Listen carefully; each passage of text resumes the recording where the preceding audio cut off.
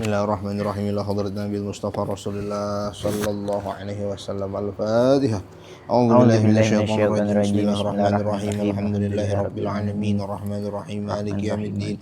Iyyaka na'budu wa iyyaka nasta'in. Ihdinas shiratal mustaqim. Shiratal ladzina an'amta 'alaihim ghairil maghdubi 'alaihim waladdallin. Khususan lil muallif Abu Hamid Muhammad bin Muhammad Al-Ghazali rahimahullahu ta'ala. Insyaallah yanfa'una bi asrarihi wa anwarihi wa ulumihi wa nafahatihi fid din wa dunya wal akhirah. Al-Fatihah. A'udzu billahi minasyaitonir rajim. Bismillahirrahmanirrahim. Alhamdulillahi rabbil alamin. Arrahmanir rahim. Maliki yaumiddin. Iyyaka na'budu wa iyyaka nasta'in. Ihdinas shiratal mustaqim. Shiratal ladzina an'amta 'alaihim ghairil maghdubi 'alaihim waladdallin.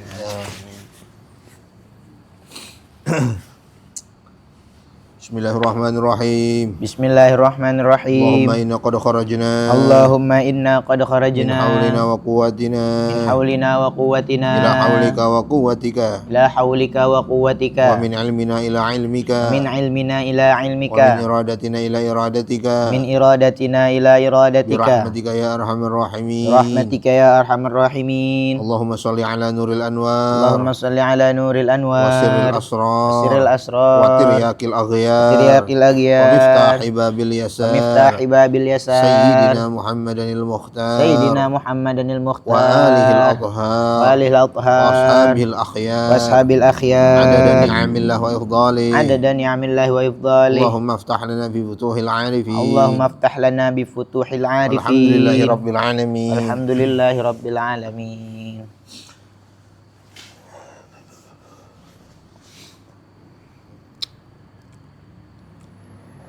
Baik, bismillahirrahmanirrahim. Sekarang faslun fi adabil muasyarah wa ma 'ala zauji waz zaujah. Itu dibacakan itu. Bismillah. Bismillahirrahmanirrahim. D. Etika bergaul bagi suami istri. Salah satu kewajiban yang harus dipenuhi oleh suami adalah mengadakan jamuan pernikahan atau walimah. Sebagaimana Rasulullah SAW bersabda, adakanlah jamuan pernikahan walau hanya dengan satu domba. Hadis riwayat Muslim, Tirmizi, Nasai, Ahmad, Abu Daud, Ibnu Majah, Baihaqi, dan Tabrani. Begitu juga suami harus bergaul dengan baik serta mengayomi istri dan keluarga. Tidak mudah cemburu, memberikan didikan dan pelajaran kepada anggota keluarga, dan menghindari perpisahan atau perceraian. Apabila di kemudian hari suami istri dianugerahi seorang anak, hendaknya suami berazan di telinga sang anak serta memberinya nama yang baik, sebagaimana hal itu telah dianjurkan oleh Rasulullah SAW. Sungguh kalian akan dipanggil pada hari kiamat dengan nama kalian, karena itu baguskanlah nama kalian. Hadis riwayat Abu Daud dan Ahmad. Dengan begitu, siapa yang tidak suka kepada namanya, dia dianjurkan untuk menggantinya, sebagaimana yang telah dilakukan oleh Rasulullah SAW. Jangan kalian satukan antara namaku dan panggilanku.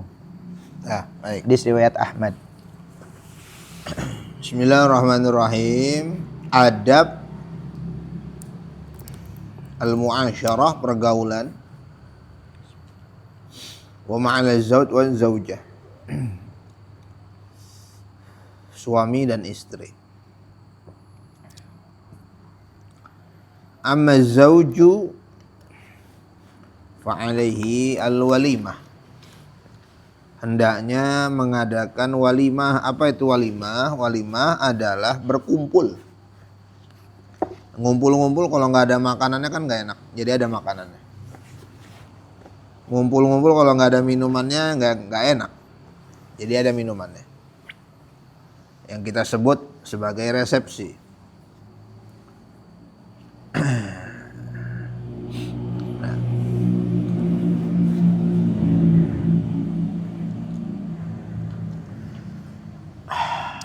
Aulim walau bisyad, adakanlah walimah walaupun hanya dengan bisyatin, dengan domba.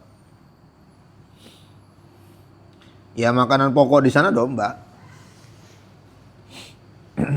Mungkin kalau di kita kayak makanan mewah, di sana ya kalau kita ayam, di sana domba. Nah, supaya orang juga mendoakan. Jangan tapi walimahnya berlebih-lebihan. Maksudnya walimah itu menjalankan sunnah Rasul. Walimah adalah sunnah Rasulullah SAW. Maka jangan melaksanakan walimah justru bertentangan dengan apa yang Rasul SAW sukai. Yang pertama, sebisa mungkin jangan mengundang kemaksiatan di dalam walimah. Apa tuh kemaksiatannya? Ngundang dangdutan. Tapi kalau di sini nggak dangdutan, ntar diomongin tetangga lah, apa urusannya? Emang tetangga nyawer, nggak ada urusan, ya. Emang kalau pakai bagi-bagi rezeki sama biduan, ya bagi-bagi rezeki aja sama maling yang maling-maling tuh. Nggak ada bagi-bagi rezeki dalam kemaksiatan tuh, nggak ada. Ya kan? Nggak ada bagi-bagi rezeki dalam kemaksiatan, itu tidak ada.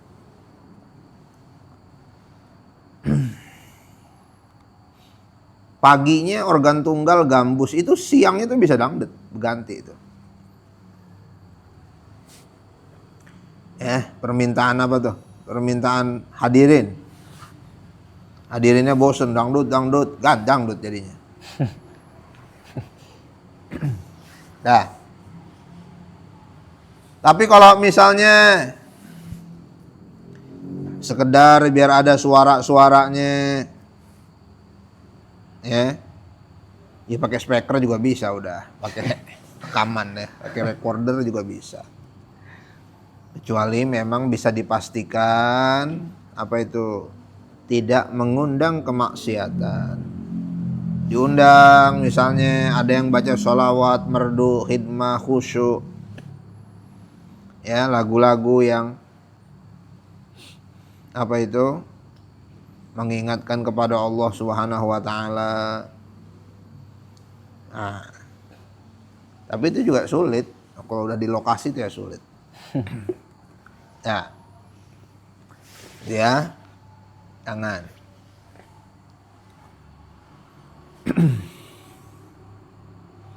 Yang kedua, apalagi itu dangdutannya sampai apa? Jam 12 malam. Yang pengantin aja udah capek. Ya tapi begitulah ya, menjadi budaya. Budaya lama-kelamaan orang anggap jadi wajib. Itu kayak sound horeg, jadi wajib. Nah, budaya bisa diamalkan selama tidak melanggar syariat. Kalau melanggar syariat, mutlak budaya tinggalkan. Tapi kalau budaya tidak melanggar syariat, silakan, nggak apa-apa. Mubah, boleh. Tuh ya. Udah tahu kita, apalagi yang sebelahnya ternyata sukanya rock, bukan dangdut. Tetangganya.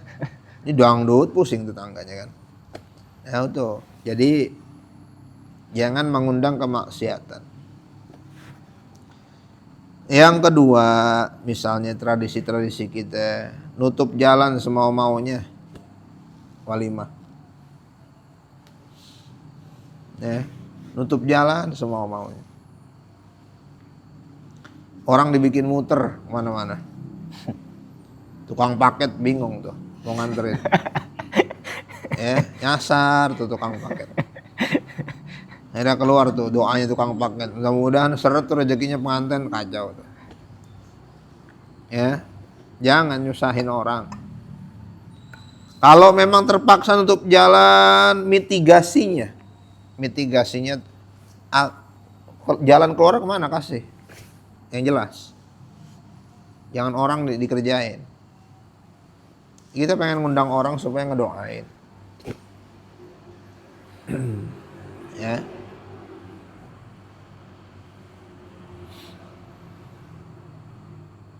Nah,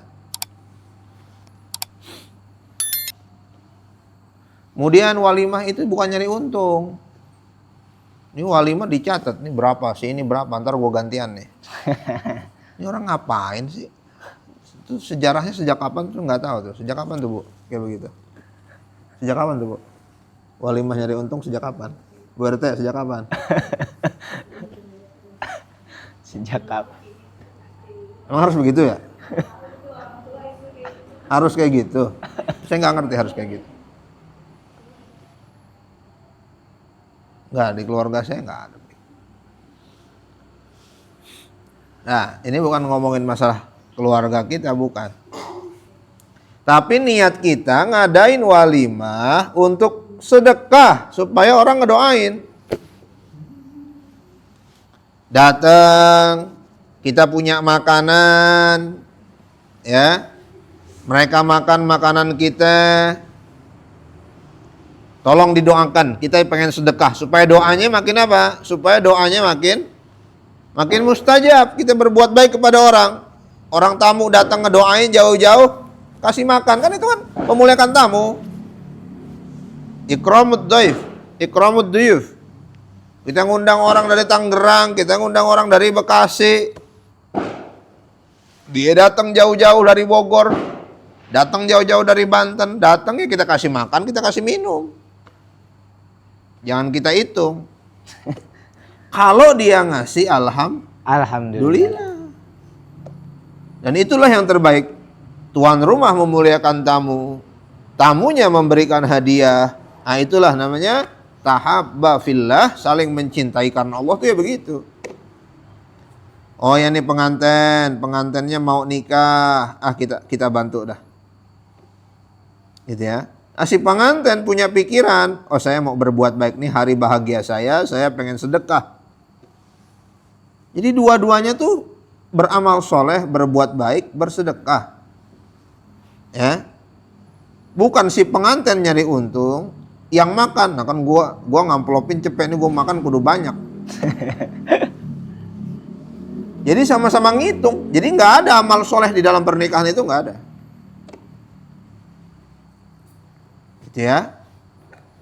Ini yang bikin pernikahan repot tuh ya begitu, karena nyari untung. Bukan nyari berkah, cari untung.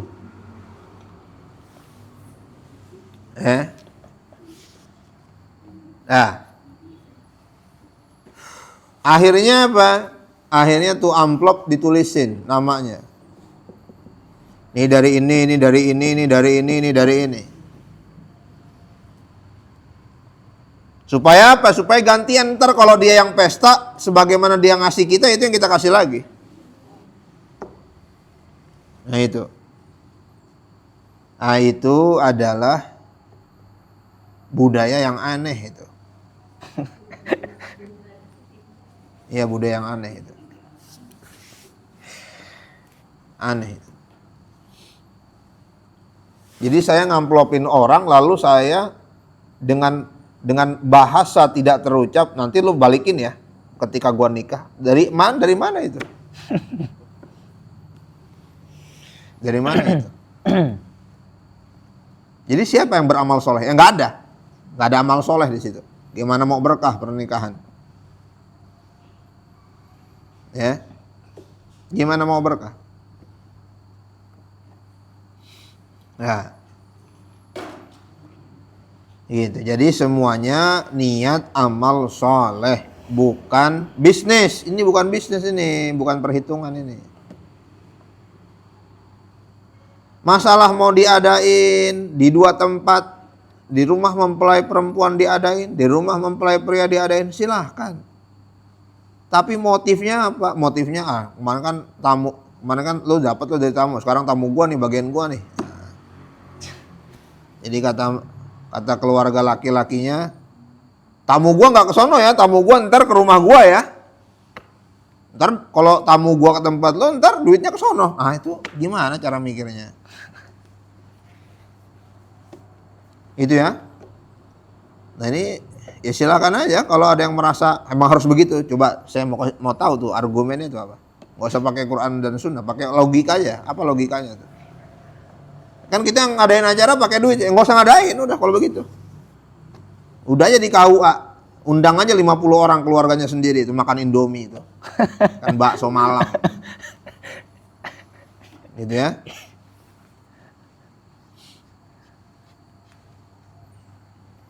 Nikah habis berapa? Habis 30, habis 50. Ya, sedekah, sedekah kok.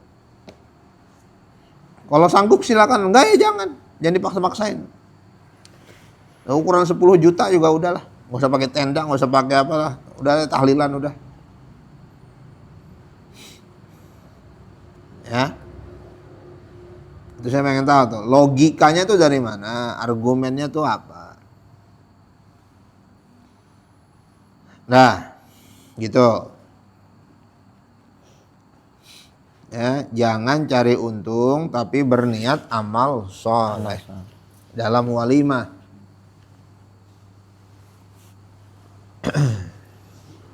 Tamu beramal soleh, sahibul hajat beramal soleh, udah gitu. Akekahan ini amal soleh, nikahan amal soleh, kan cari untung bukan. Nah.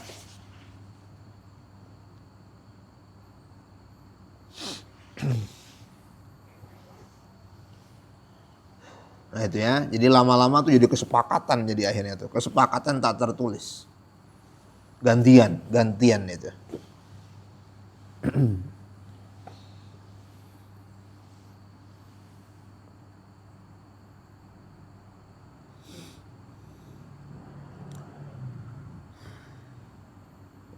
Wa alaihi husnul muasyarah war ri'ayah.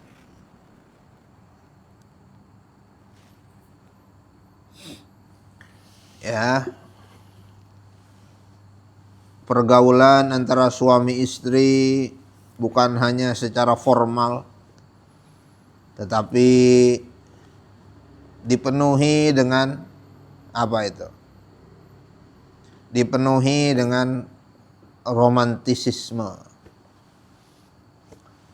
Ya, nah, romantis itu wajib apa enggak? Ya enggak wajib, cuman kalau terlalu kaku tuh enggak seru. Ya. Maka ada al-la'ib wal mizah. Ada bercanda-bercandanya. Itu namanya husnul muasyarah war ri'ayah.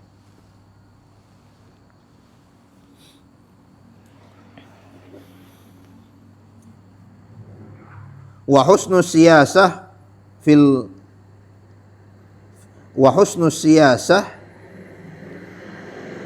ghirah. Ghirah itu kecemburuan. Wan nafaqah. Nafaqah pinter mengatur apa tuh? Apa tuh? Kecemburuan, kemudian nafaqah mengatur emosi, mengatur nafaqah, wat ta'lim wal qisam wal wat ta'dib fin nusus wal wiqa. Ya, itu dinamika di dalam rumah tangga. Ngobrol, ketawa setengah jam ribut. Tiba-tiba aja gitu ributnya tuh. Ya. Nah itu apa? Dinamika itu namanya. Nah.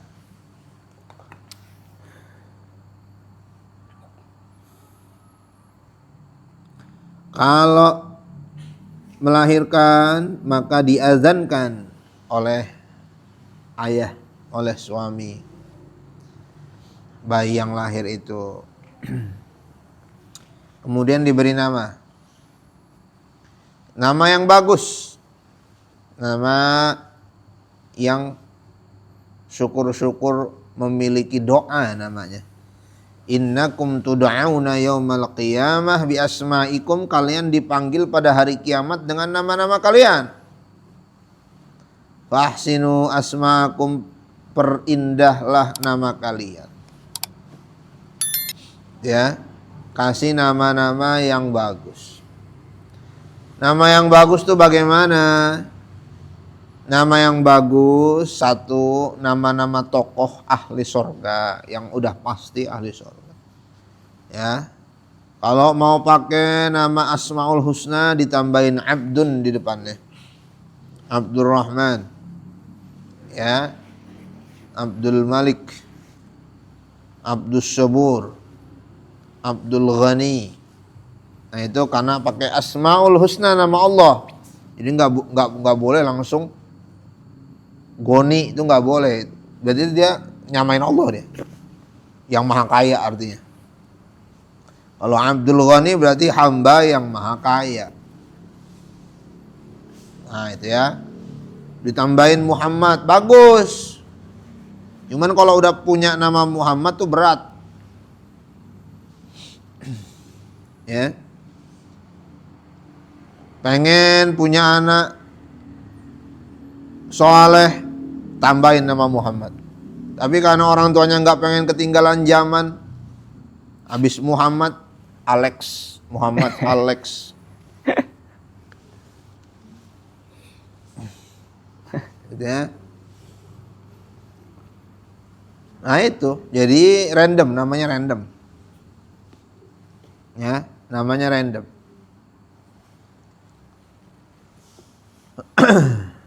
Nggak jelas namanya. Ya boleh-boleh aja. Boleh-boleh aja. Nah.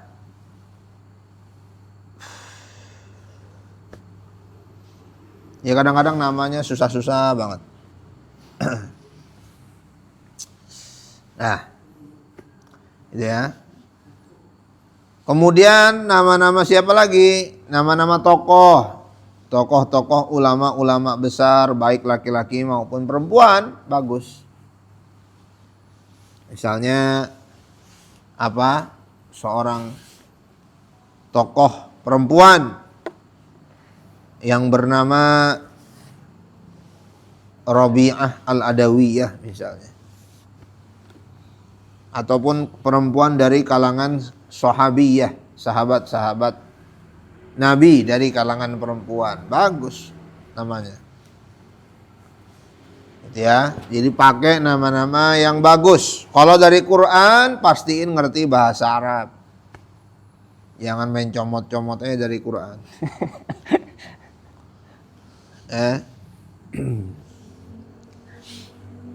Nah, kalau ngerti bahasa Arab ngambilnya enak. Contohnya ngambil Qurrata a'yun, nah bagus. Ya. Wajah apa? Rabbana walladzina yaquluna rabbana hablana min azwajina wa dzurriyyatina qurrata a'yun. Qurrata a'yun. Nah, ngambil dia, diambil Qurrata a'yun. Nah, itu nama perempuan, bagus. Ya. Ngambil lagi Hurul Ain, Hurun Ain.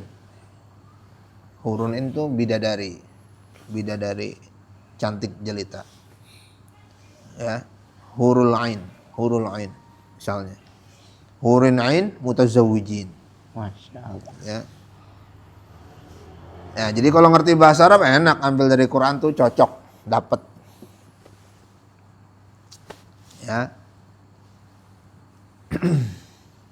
Nah.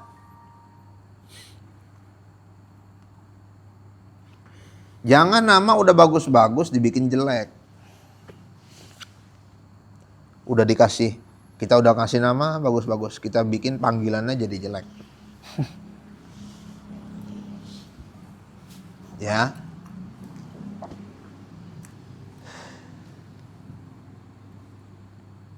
Rasul sallallahu alaihi wasallam membenci nama-nama panggilan-panggilan yang buruk, dan itu ada dalam Quran ya. Gimana tuh? Allah Subhanahu wa taala berfirman,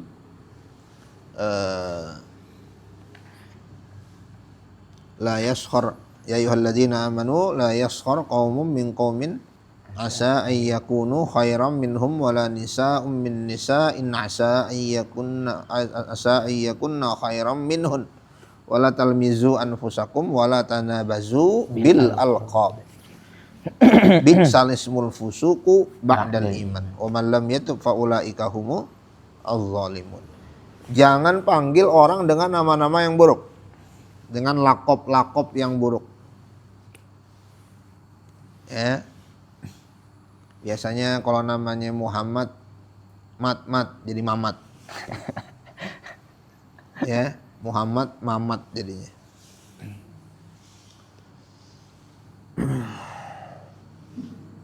Solahuddin, Burhanuddin, ujung-ujungnya Udin. Solahuddin, Burhanuddin, Udin, pokoknya jadi Udin, ya. Nah itu.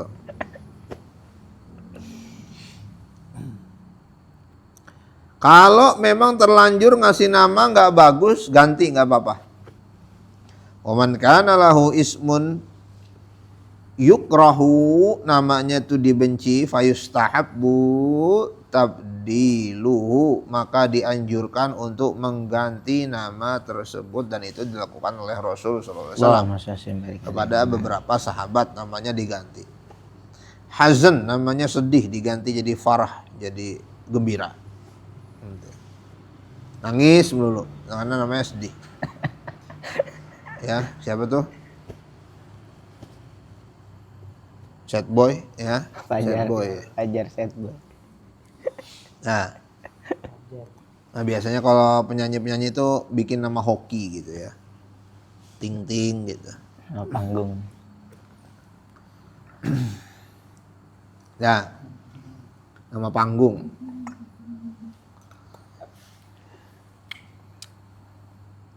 Fa'ala dzalika Rasulullah sallallahu alaihi wasallam. Rasul telah melakukan itu, mengganti nama sebagian sahabat yang namanya itu nggak bagus. Ya, tadi namanya apa? Namanya sedih, hazan namanya. Wa qala alaihi salatu wassalam la tajma'u baina ismi wa kunyati. Jangan mengumpulkan antara namaku dan kunyahku. Kunyahnya Rasul itu siapa? Kunyahnya Rasul itu Abul Qasim misalnya.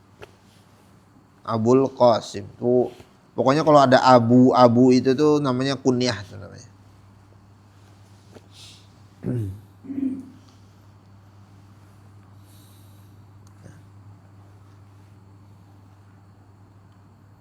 Wa yustahabbu at-tahnik, kemudian apalagi yang disebut dengan muasyarah yang baik dalam keluarga itu, pergaulan yang baik. Kalau punya anak dianjurkan juga untuk tahnik. Ya.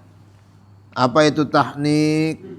Memasukkan manisan atau kurma ke mulut bayi, tetapi sebenarnya itu yang dimasukin itu bukan kurmanya, sebenarnya air liurnya sebenarnya. Air liur Nabi ya. Ini repot kalau sekarang ini. Kepada siapa harus tahnik ini repot.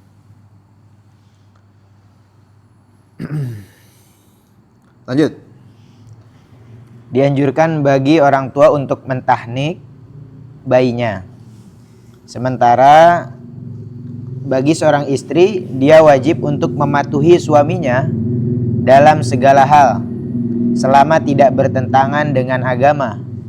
Selain itu, seorang istri wajib untuk menyayangi suaminya, menjaga harta suaminya, dan bersikap baik kepada sanak saudara suaminya.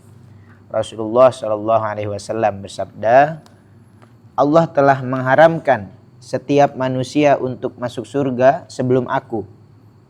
Tetapi ketika aku melihat ke sebelah kananku, tiba-tiba ada seorang perempuan yang mendahuluiku. Aku pun bertanya, mengapa perempuan ini mendahuluiku untuk memasuki pintu surga? Lalu terdengar jawaban, wahai Muhammad, ia adalah perempuan yang baik dan suka mengasuh anak-anak yatim. Ia selalu bersabar sampai urusan mereka selesai. Karena itu Allah bersyukur atas apa yang telah ia lakukan. Rasulullah SAW bersabda, tidak halal bagi seorang perempuan yang beriman kepada Allah dan hari akhir berduka cita selama lebih dari 3 hari atas orang yang meninggal, kecuali seorang perempuan yang berduka cita atas kematian suaminya, yaitu selama 4 bulan 10 hari. Hadis riwayat Muslim, Tirmizi, Abu Daud, dan Nasai. Oke. Dengan begitu, hendaknya ia tetap tinggal di rumah yang ditempati bersama suaminya sampai masa iddahnya berakhir. Wa 'alal mar'ah, wajib bagi seorang istri ta'atuhu, taat kepada suaminya fi jamil ahwal, dalam berbagai keadaan. Wa syafaqah ala ahwalihi wa amwalihi wa rifq bi aqaribihi.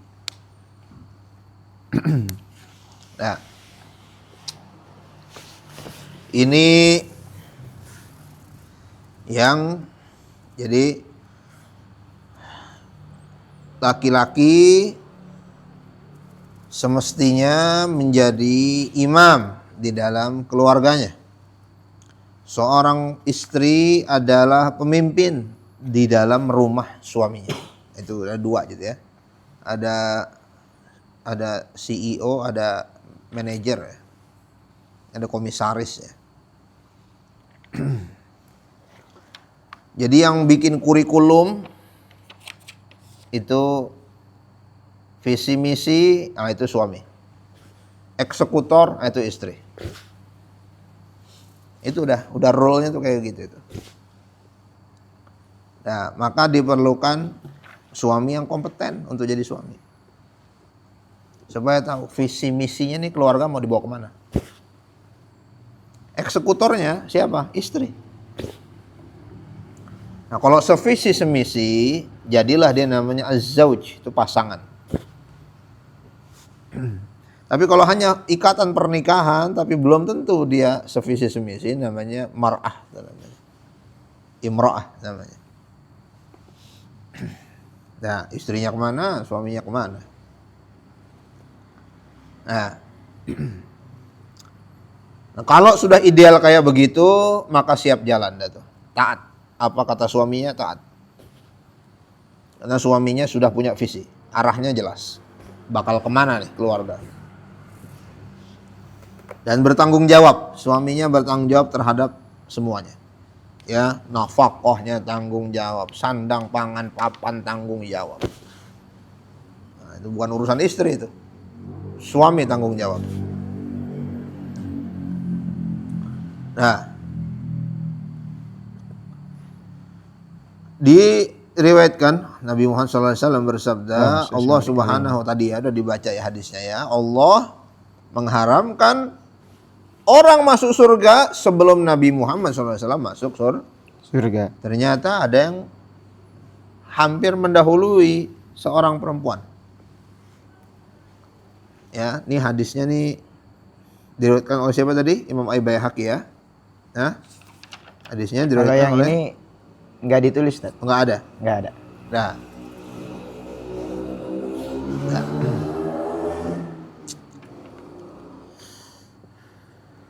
Ya, ini hadisnya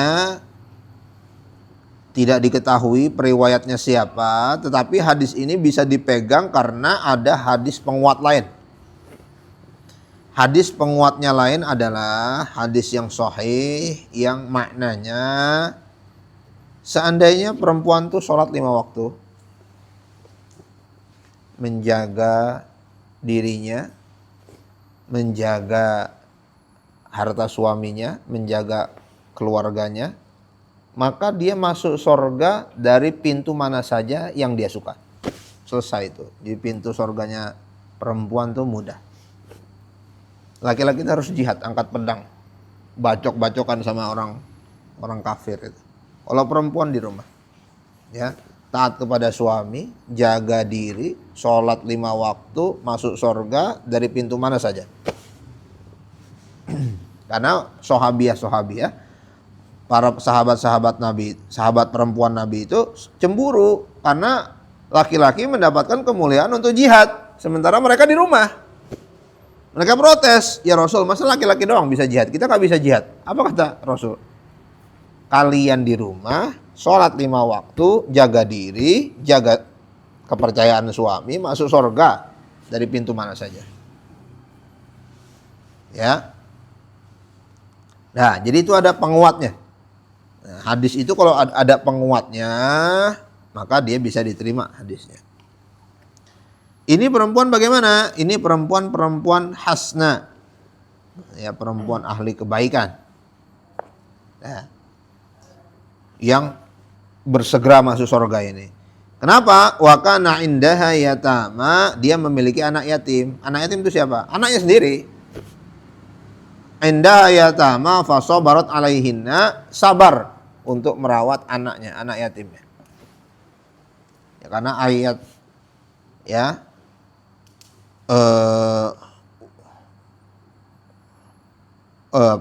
fankihu ma tabalakum minan nisa'i masna wa sulasa wa ruba', nikahilah 2, 3, 4 itu maksudnya yang punya anak yatim.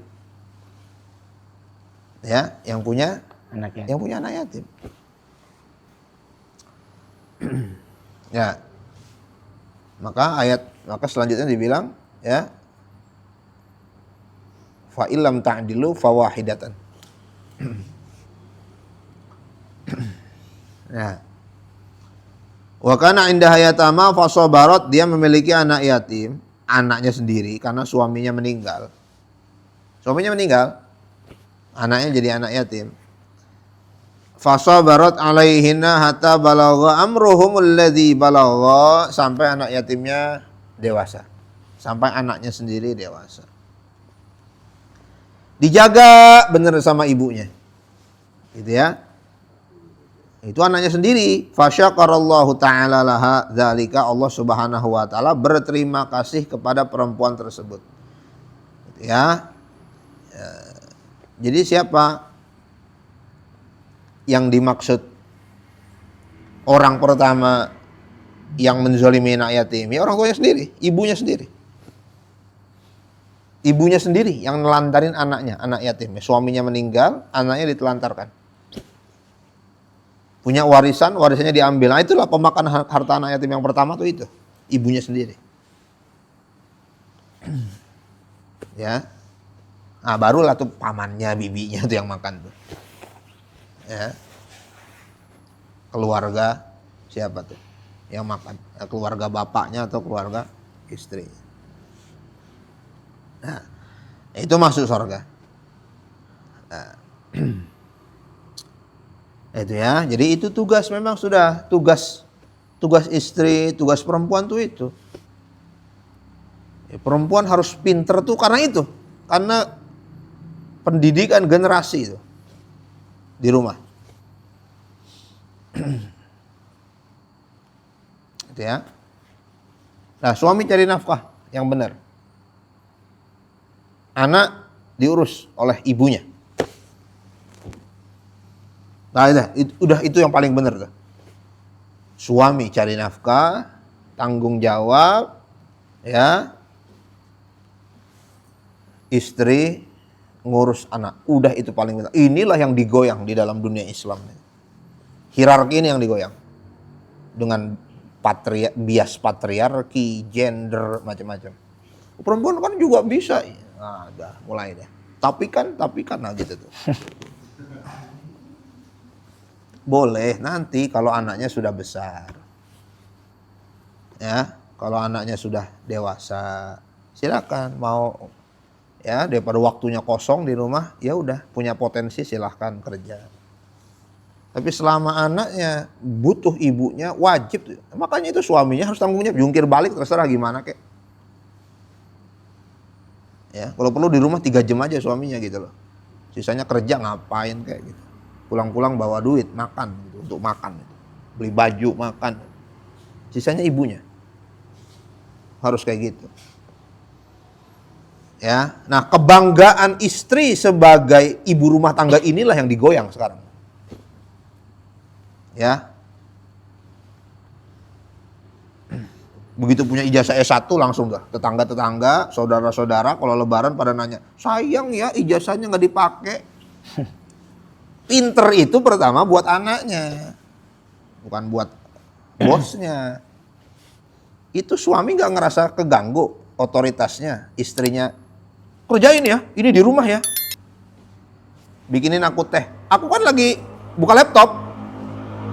Gak usah jadi suami kalau kayak gitu. Di mana otoritasnya? Otoritasnya dibagi sama bos istrinya. Coba bayangin tuh.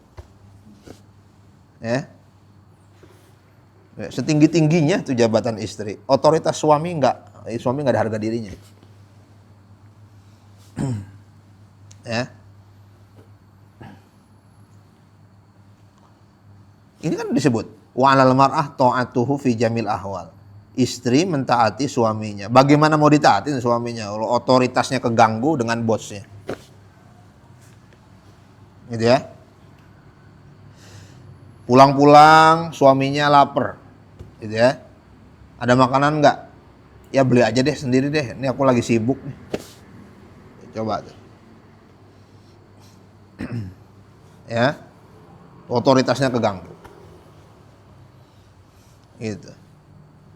Buat apa jadi suami kalau otoritasnya nggak terganggu itu?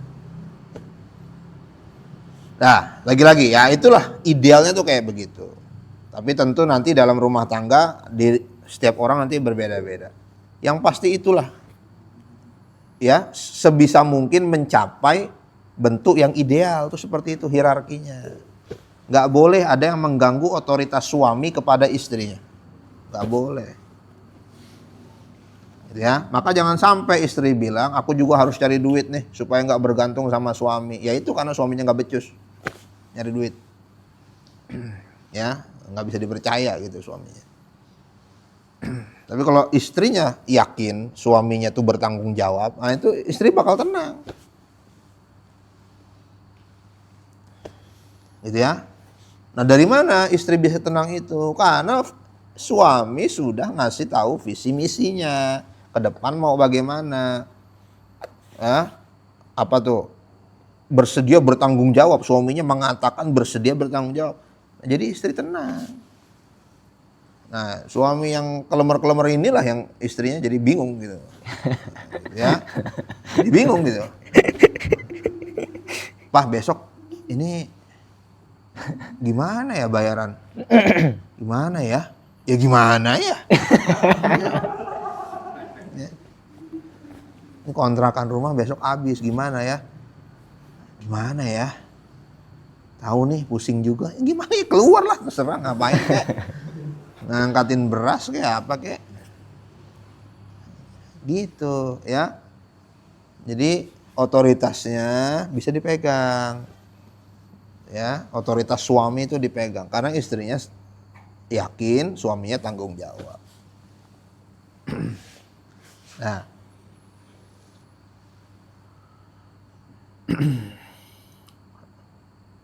nah, itu ya. Nah, itu tuh ahli sorga semua itu. Ya, suaminya ahli sorga. Kenapa? Karena suaminya tiap hari berinfak. Tiap hari sedekah. Setiap makanan yang masuk ke dalam mulut istrinya itu sedekah hitungannya. Setiap makanan yang masuk ke dalam mulut anaknya itu sedekah hitungannya. Itu sedekah. Itu sedekahnya suami itu seumur hidup. Ya. Sedekah subuh. Siapa orang yang selalu sedekah subuh? Orang yang selalu sedekah subuh adalah suami yang mencari nafkah halal untuk anak istrinya. Itulah orang yang selalu sedekah subuh. Jadi sedekah subuh itu bukan cuman kucuk-kucuk datang ke masjid masuk. Iya itu di antara sedekah subuh. Tapi yang udah pasti sedekah subuh itu suami. Pagi-pagi anak istri bangun, makan, minum. Dari mana makan minum itu? Dari suaminya. Itu sedekah subuh itu. Sedekah pagi itu. Ya. Istrinya karena menjaga diri, menjaga harta suami, ya, taat kepada suami, ibadah, ya, ahli surga. Udah.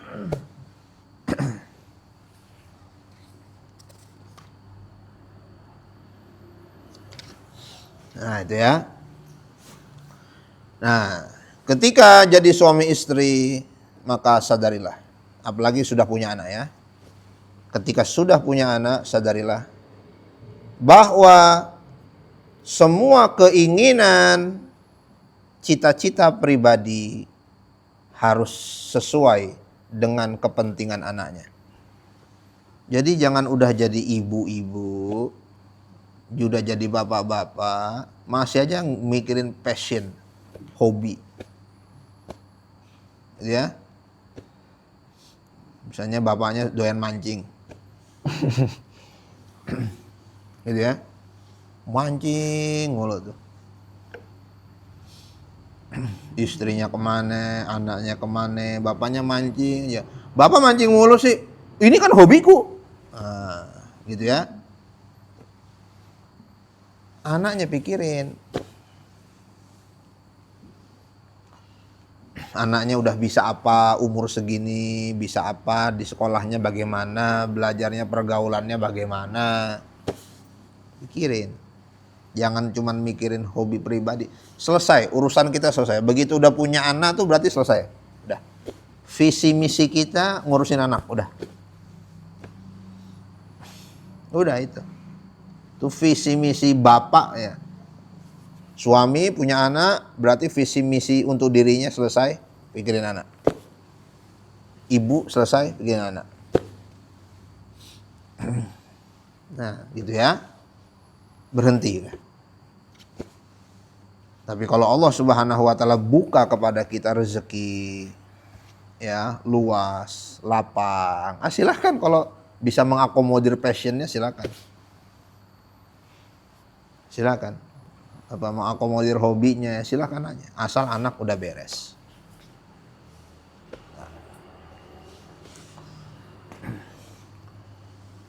Jadi ibunya kerja ya, anak butuh apa? Butuh biaya sekolah. Capek-capek ibu kerja, mikirin bayaran lagi. Ibu mau beli baju baru dulu. Ibu pengen beli sepatu baru. Bapaknya beli pancingan baru. Joran. Ya. Anaknya masuk panti asuhan aja. Astagfirullah. Gitu ya. Ya, itu berarti bapak dan ibu yang belum selesai dengan dirinya. Selesailah dengan dirinya udah. Selesai. Tapi kalau Allah kasih kelapangan, anak sekolahnya aman, semua kebutuhan anak bahkan bisa dibilang lebih. Silakan ya. Silakan. Mau beli apa silakan. Gitu ya. Silakan. Anaknya dicari sekolah gratis anaknya. Ya. Udah sekolahnya murah minta diskon.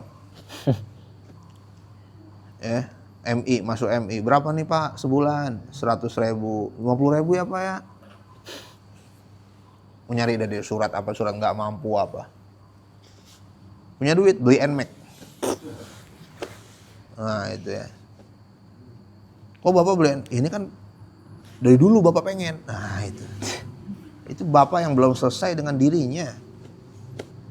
Ya, tapi kalau Allah kasih keluasan silakan. Silakan. Itu berarti dia nggak selesai dengan dirinya sendiri. Nah gitu. Jadi ketika sudah menjadi orang tua, selesailah kita dengan diri kita. Yang kita lakukan ini untuk keluarga, untuk anak.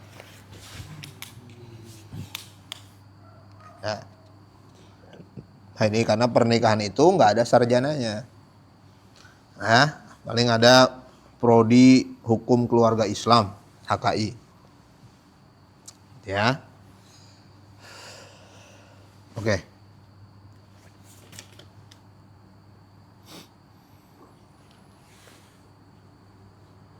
La yahillu limra'atin tu'minu billah wal yawmil akhir an tuhidda ala mayyitin aktsara min salasati ayyamin illal mar'ata ala zawji arba'ata ashhuri wa ashra wa yalzimuha luzumu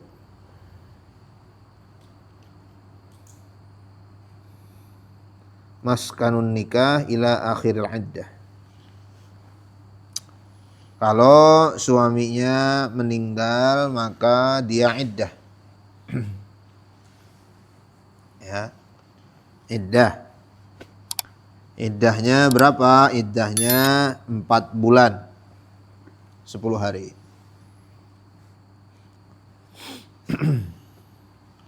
Jaga diri selama itu. Selama belum iddah, selama iddahnya belum selesai, maka jangan melakukan hal-hal yang dilarang. Bukan berarti nggak boleh keluar rumah, tapi lebih baik kalau nggak ada keperluan di rumah saja. Bukan berarti nggak boleh keluar rumah ya, nggak belanja, nggak begitu. Tapi kalau tidak ada keperluan, lebih baik di dalam rumah. Ini ya. Nah inilah hierarki keluarga yang mulai diganggu. Al-Quran itu berbicara tentang keluarga. Ketika ngomongin Nabi Adam, ngomongin istrinya, ngomongin anaknya kan. Ketika ngomongin Nabi Nuh, ngomongin istrinya, ngomongin anaknya. Ketika ngomongin Nabi Ibrahim, ngomongin istrinya, ngomongin anaknya. Ketika ngomongin Nabi Musa, ngomongin istrinya. Ada nggak istrinya? Ada. Yang mana kisahnya? Di kisah Madian gitu ya. Madian. Nah, ketika Nabi Musa ke Madian, lalu ada 2 perempuan penggembala kambing. Ya. Ma khotbukuma qalat la nasqi hatta yasdirur ri'a wa abuna syaikhun kabir. Nah, itu jawaban si perempuan itu. Ngomongin istrinya, ciri-ciri istrinya itu. Itu yang kemudian nanti jadi istrinya Nabi Musa alaihissalam. Gitu ya. Ngomongin ibunya, ngomongin kakaknya. Ngomongin ya kakaknya tuh ada 2, ada Nabi Harun sama satu lagi yang perempuan.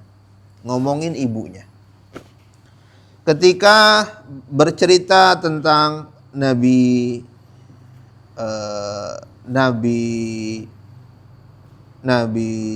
Daud alaihissalam, ada anaknya namanya Sulaiman, Nabi Sulaiman alaihissalam.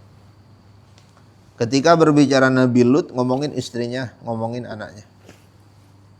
Ketika berbicara tentang siapa lagi? Isa. Nabi Yakub. Nabi Ismail ada istrinya. Nabi Yakub berbicara tentang anak-anaknya. Ya. Quran berbicara tentang keluarga. Nabi Zakaria, keluarga Nabi Zakaria. Ya, anaknya Nabi Yahya.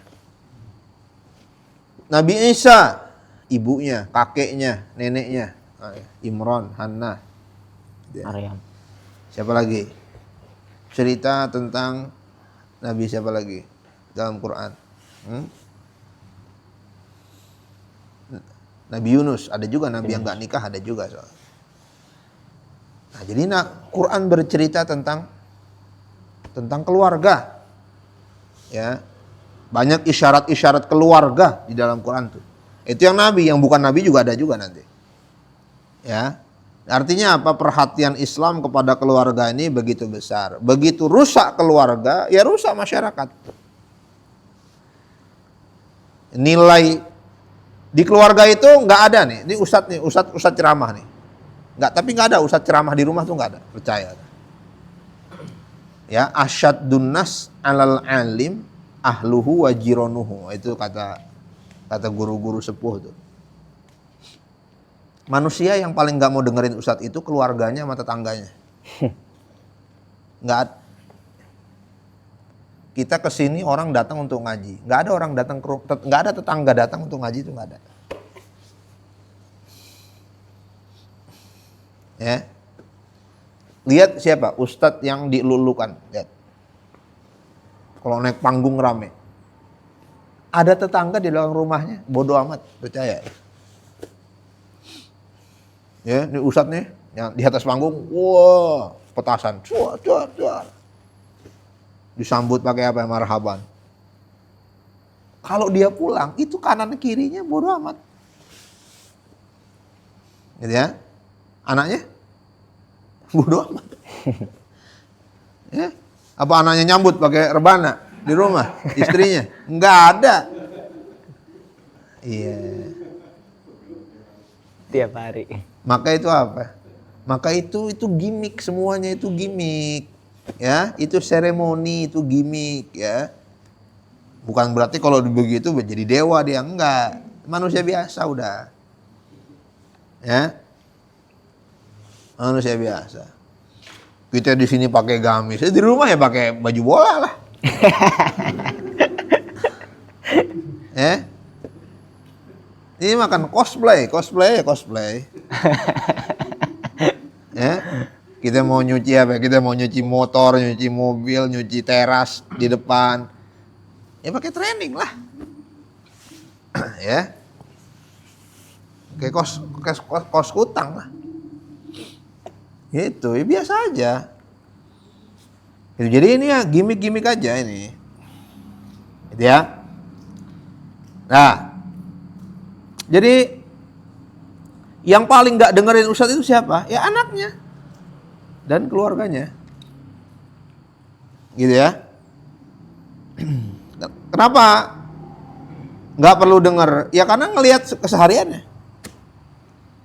Maka keluarganya Ustadz itu tidak mendengar apa yang dikatakan bapaknya, tapi melihat yang dilakukan bapaknya.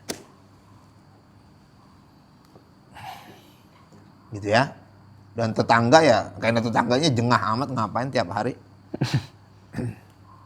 Ya. Nah yang antusias yang dramatis itu ya karena seakan-akan ada artis baru datang. Coba aja tinggal di sebelahnya, bosen juga. Coba aja.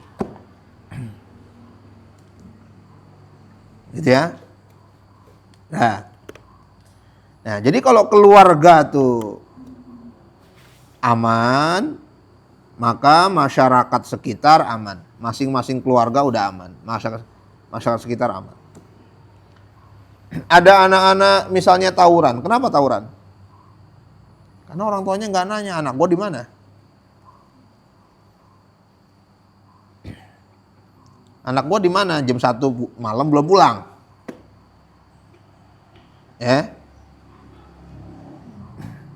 Ada anak-anak geng motor. Ya karena bapaknya nggak nanya, ngapain lu ganti-ganti ini motor knalpotnya jadi knalpot racing? Udah sanggup loh nyari duit sendiri, ganti-ganti knalpot motor yang gue beli. Bapaknya nggak nanya. Dibiarin aja. Gitu ya. Jadi kalau keluarga aman, masyarakat aman kan? Ini yang bikin polisi kerjaan yang nggak selesai ya itu karena di keluarganya nggak selesai. Ya, jadi kerja bakti. Warga jadi kerja bakti ngurusin yang nggak penting-penting.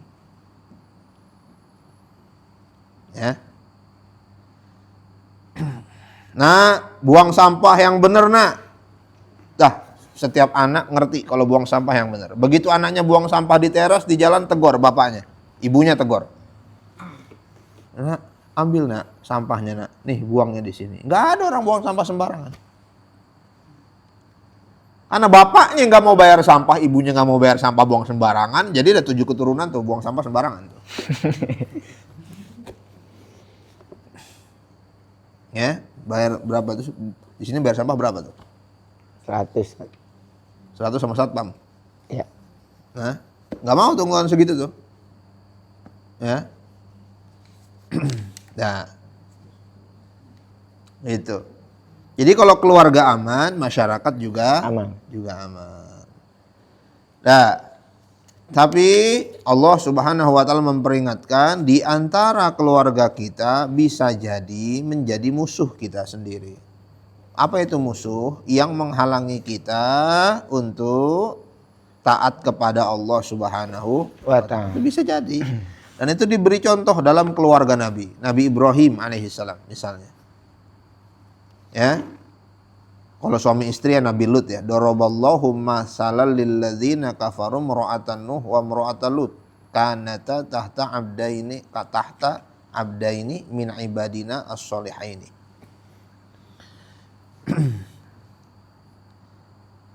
diberikan contoh bagi orang-orang kafir, istri Nabi Nuh, istri Nabi Lut. Dua-duanya berada di bawah otoritas dua hamba kami yang soleh. Fakhonatahuma, berkhianat. Ini bisa jadi. Gitu ya. Nah itu adalah suami yang dikhianati oleh istrinya. Istri yang solehah juga ada. Allah beri perumpamaan untuk orang-orang yang beriman. Imra'ata Fir'aun. Istrinya Fir'aun. Makanya disebut imra'ah, bukan zauj. Istri yang gak sevisi misi sama suaminya. Jadi ya, suaminya bisa jadi musuhnya atau istrinya bisa menjadi musuh. Apa itu musuh? Yang menjauhkan kepada Allah Subhanahu wa ta'ala. Apa itu yang menjauhkan kepada Allah? Yang halal dan haram mutlak. Sisanya toleransi. Ya. Kalau itu bukan haram mutlak itu ya toleransi aja.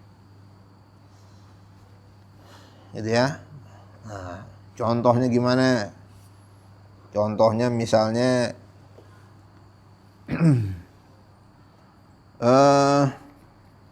istrinya pengen suaminya tiap hari kemana-mana pakai koko, pakai sarung, ya nggak harus lah. Untuk disebut orang yang soleh itu nggak harus pakai koko, pakai sarung kemana-mana. Itu pengennya punya suami yang itu apa gayanya gaya pengajian.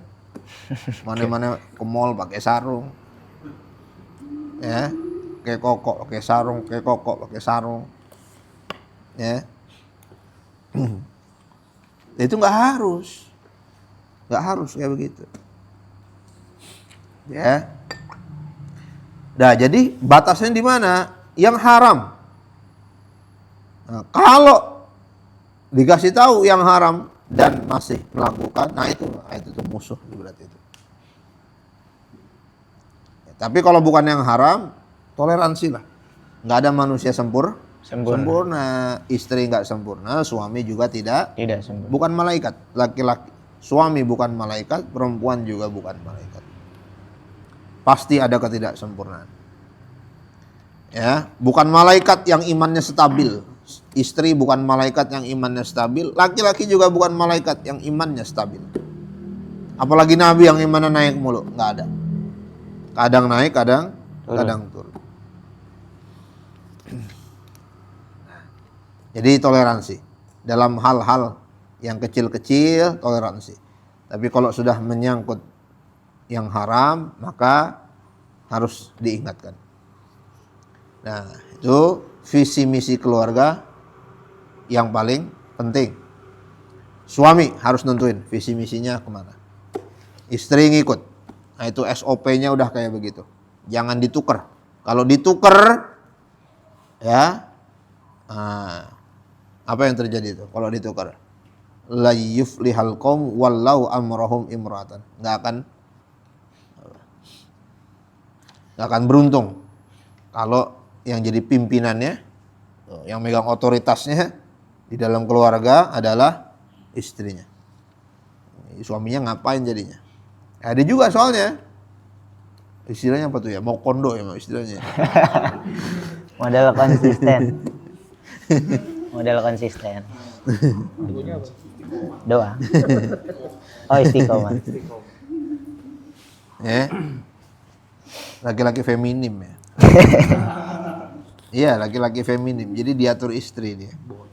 Istrinya maskulin. Ya. Ya. Jadi hati-hati nanti ya.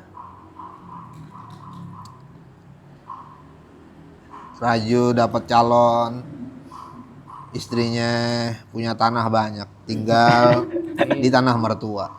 Rumah dibangunin sama mertua, ya. Mau kondo dah itu. Kelar.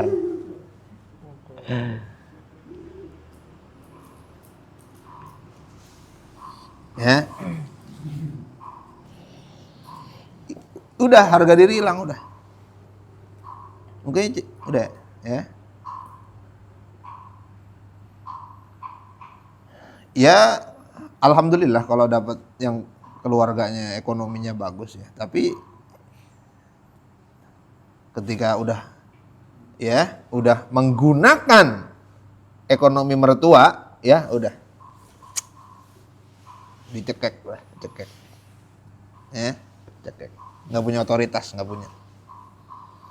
Itu kalau lagi marah, lagi bertengkarnya klimaks sampai kepada puncaknya. Ini kan rumah bapak gua, selesai udah. Selesai. Game over, udah game over udah. Sekali itu terucap tuh harga diri nggak akan kembali itu. Nggak akan kembali. Maka pilihannya 2. Ya. Jangan gunakan properti itu. Atau yang kedua, cari yang nggak punya harta. Nah, di situ. Selamat. Iya. Ya. Gitu. Jadi jangan kira, woi, istri gua anak tunggal. Bapaknya tanah di mana-mana. Ya itu. Ya. Itu jangan kira. Nggak punya otoritas nanti. Nggak punya otoritas. Ya. Apalagi kalau kumpul lebaran, suaminya nyuci piring tuh di rumah tuh. Di rumah mertua tuh. Pahit. Iya kan om-omnya ngeliat tuh. Omnya ngeliat, oh itu suaminya. Mana baru dibikin rumah ya, bapak ya. Ya. Waduh.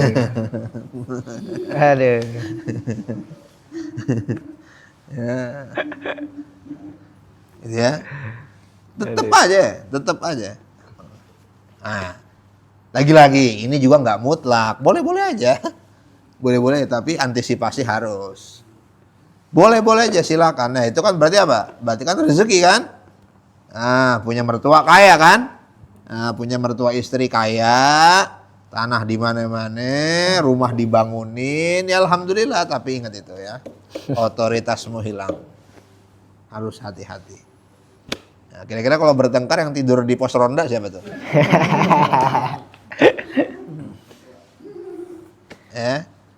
Di masjid. Nah, itu. Di masjid. Jadi pastikan laki-laki harus. Nah, istri bantu suami supaya punya otoritas. Otoritas di depan anak contohnya. Ini kita tadi ya, misalnya suaminya nih gajinya kecil, rumah dari mertua, dari bapaknya istri. Bertengkar nih. Nah, ya. Nih anak nih bela siapa gitu kan. Nah, istri pakai tuh kartu as untuk dapat simpati anak, biar anak ngerti posisi siapa yang paling powerful di dalam rumah tangga. Tuh bapakmu tuh bikin rumah nggak sanggup. Ini rumah dari kakek. Oh, selesai udah. Otoritas bapak hancur depan anak tuh. Gitu ya. Nah tuh istri bantu otoritas suami itu. Tapi gimana mau dibantu, emang udah hancur ya.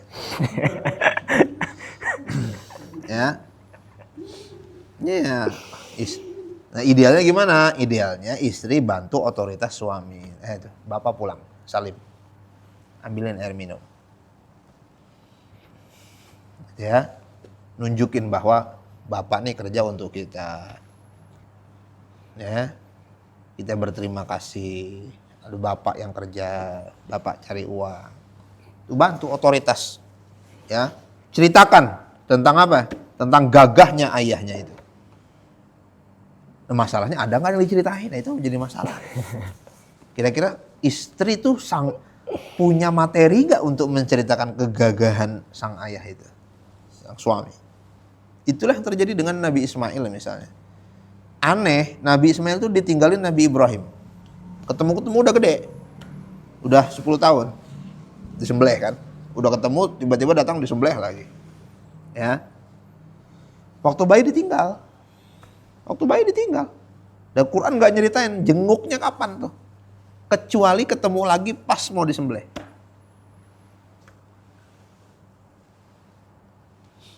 Pertanyaannya, bagaimana si anak bisa nurut sama bapaknya? Itu pertanyaannya. Ya banyak kemungkinannya. Di antara kemungkinan adalah cerita tentang ayahnya. Ayahmu seorang utusan Allah, ayahmu menjalankan perintah Allah. Jadi tergambar di benak si anak tentang kegagahan ayahnya. Ini anaknya datang, bapaknya main PS. Membelin bapak, asbak. Ya.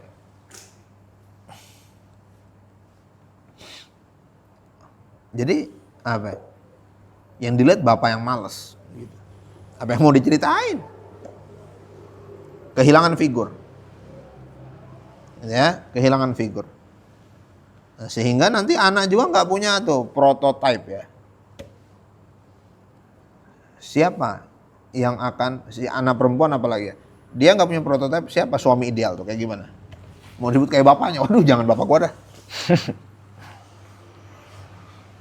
Ya, itu paling miris kan? Kalau anak perempuan berdoa supaya punya suami nggak seperti bapaknya, waduh miris bener itu kan. Tuh, keberhasilan suami adalah, atau keberhasilan ayah adalah saat anak perempuannya berdoa supaya dia punya suami seperti bapaknya. Nah, itu berhasil tuh.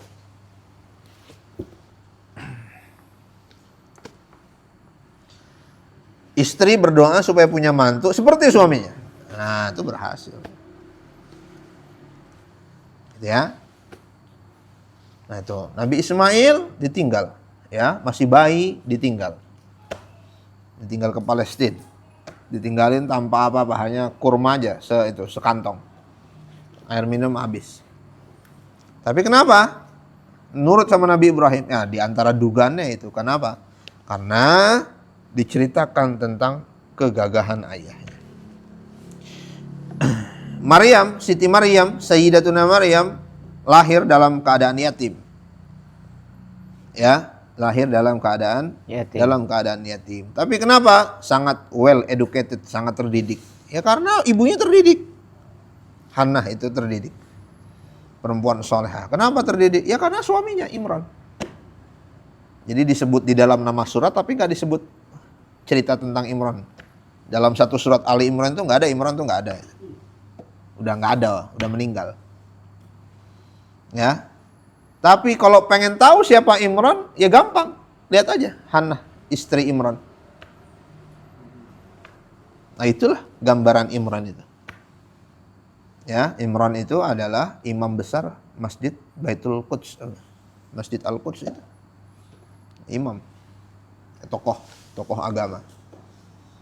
Ya, orang-orang kampung tahu ketokohan Imran itu. Maka kata orang kampung kepada Sayyidatuna Maryam itu, "Makana abuki mura'asau wa makanat ummuki baghiyah." Bapakmu kiai, ibumu bunyai, anaknya kayak gini gitu. Ya. Nah itu. Ini keluarga tuh penting dan gak ada kuliahnya.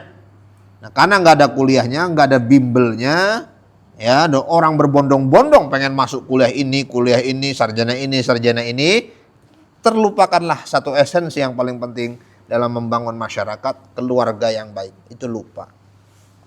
Ya, kalau perlu ya, ketika mau nikah, ngelamar, siapin slide. Presentasi, rencana jangka pendek, jangka menengah, jangka panjang. Kalau punya anak bagaimana? Nah, itu yang perempuan juga. Kumpulin aja yang mau ngelamar, suruh presentasi. Siapa yang presentasinya paling bagus, baru terima. Gitu ya. Nah, iyalah. Kita mau dapat proyek 1 miliar, 2 miliar aja presentasi dulu. Itu urusan dunia yang kecil-kecil. Apalagi ini keturunan kita sampai hari kiamat masalahnya. Kalau kita nggak punya planning yang benar, semua orang jadi keluarga otodidak semuanya. Otodidak kan? Sedapat-dapatnya doang kan? Kadang-kadang ngikutin di sinetron. Oh ya begini ya cara jadi suami ya. Oh. Kebetulan sinetron religi, jadi pas banget. Besoknya Korea. Oh begini ya jadi ibu ya. Oh begini. Udah campur-campur tuh, gado-gado tuh. Dalam keluarga tuh, nggak jelas jadinya. Nah gitu ya, wallahu alam. Ada pertanyaan silakan. Satu sedikit. Ya. Tentang hubungan suami istri, kan ada kitab yang mungkin di Indonesia dan di pondok pesantren mungkin dipelajari. Yang familiar ada 2 kitab, Fathul Izar dan Qurratul Uyun. Nah itu pandangan Ustadz gimana Ustadz tentang kitab itu? Ya, Materinya. ya.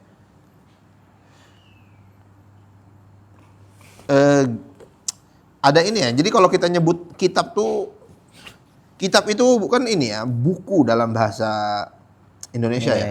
Ya. Bedanya ada stigma. Jadi kalau disebut kitab tuh agak keramat gitu. Ya padahal ya buku. Seperti Anda beli buku di Gramedia gitu. Anda pakai boleh, nggak dipakai juga Nggak apa-apa. ya nggak apa-apa. Gitu kan? Nggak apa-apa. Nah, jadi ambil yang baik-baiknya. Kalau dikira nggak cocok, ya berarti harus cari referensi yang lain. Beda zaman, beda tantangan. Itu diciptainnya kapan? Ditulisnya kapan? Sekarang zaman apa? Gitu ya. Jadi silakan baca, ambil yang baik-baiknya aja. Nah, kalau misalnya ada yang bertentangan, bukan berarti dia tidak baik. Bisa jadi memang waktu itu bukan zamannya. Kan bisa jadi waktu itu dianggap baik, sekarang dianggapnya buruk. Dulu dianggapnya buruk, sekarang dianggapnya biasa. Nah, contohnya, beda tempat juga beda budaya. Contohnya, misalnya kitab itu dibuat di Saudi. Misalnya di Saudi, ya perempuan sangat dibatasi itu aktivitasnya di luar rumah itu. Jadi perempuan yang punya aktivitas di luar rumah itu dianggapnya tabu. Itu karena budaya. Ya, karena budaya. Di Indonesia perempuan, sampai jadi pahlawan nasional kan, Cut Nyak-Din gitu ya. Sampai jadi presiden. Jadi bukan hal yang tabu. Nah, jadi menulis berdasarkan budaya bisa jadi. Sedangkan di sini budayanya berbeda. Di sini banyak profesor perempuan. Ya. Nah, bahkan sekarang daiyah perempuan di atas panggung. Yaitu dengan segala kontroversinya lah. Gitu. Tapi inilah budaya di Indonesia ini begini. Jadi apa yang baik, apa yang cocok silahkan diambil. Kalau misalnya ada yang dianggap bertentangan dengan zaman sekarang, mungkin memang beda zamannya dan beda tempatnya. Gitu ya.